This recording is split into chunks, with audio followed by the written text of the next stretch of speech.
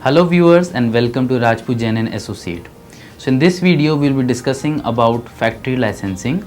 So we will be discussing the entities who are required to obtain the factory license, its benefit, registration process and the documents required for registration. So starting with the meaning of factory license. We all know that any entity irrespective of their residential status is required to have a place of operation in order to cater their customers. So thus, where any such establishment is made as a factory, the same is required to take registration under Factories Act 1948. So now, under the Factories Act 1948, there are certain specified entities who are required to obtain license. So these entities are: number one, the entities who has been established as a factory and have more than 10 or more workers working in manufacturing sector along with the aid of power during the preceding 12 months. Or B, the entity established as a factory having 20 or more workers working in the manufacturing sector without any aid of power during the preceding 12 months.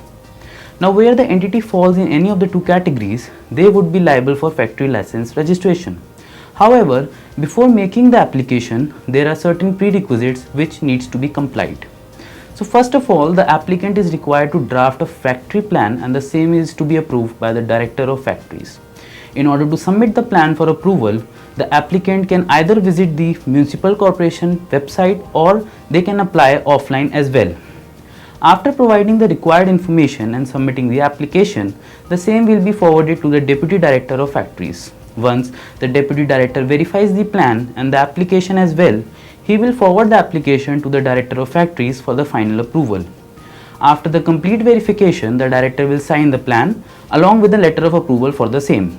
However, when the Director of Factories grants the said approval, the applicant can undertake the following steps for obtaining the factory license.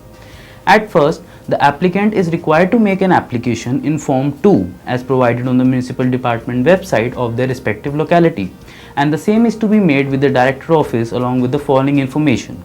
Number 1, the type or the nature of the process to be carried out, the name or the address of the place of operation and its owner or the employer we can say, the contact details of the owner like their contact number, their email ID, details related to the machinery and the plant to be used for the manufacturing purpose, the total number of employees along with their status in the factory, manager's detail who would be supervising the activities.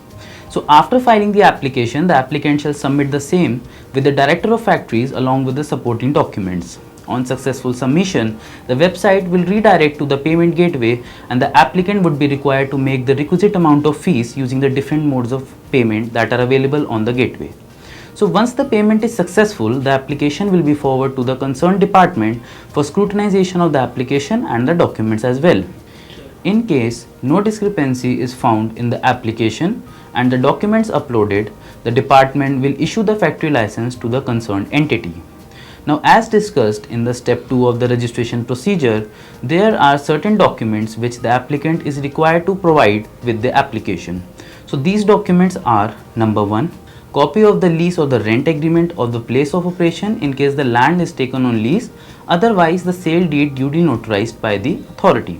The final copy of the factory layout which has been duly approved by the concerned department, a declaration by a chartered accountant regarding the investment and the finance plan, the photograph, ID proof, address proof of the applicant making the application for the license, copy of consent letter being received from the pollution department, documents validating the registration of the entity, copy of PAN card issued in the name of the entity, plan of the factory setup which has been duly approved by the Director of Factories, health and safety policy in case the entity is in manufacturing of hazardous good, copy of approval being received from the local municipal for power consumption, details regarding the raw material used on monthly or yearly basis, and the details regarding the products which have been manufactured on monthly or yearly basis. Once the factory receives the license from the concerned authority, they would be able to avail certain benefits which might not be available to an unregistered factory.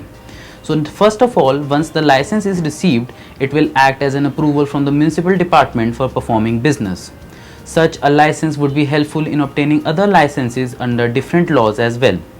License serves as a proof of continuous and hassle-free running of factory. Also, it protects the factory owner from various penalties being leviable under the Factories Act 1948.